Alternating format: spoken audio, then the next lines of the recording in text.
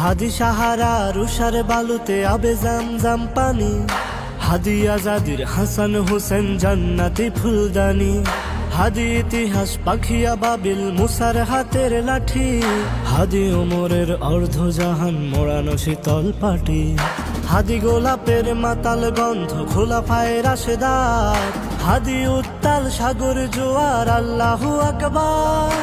আবু বকরের সিদ্দিক থেকে আলোর ঝরনা এনে হাদি ডেকেছিল তরুণ আলীর সাহসের সুধা টেনে।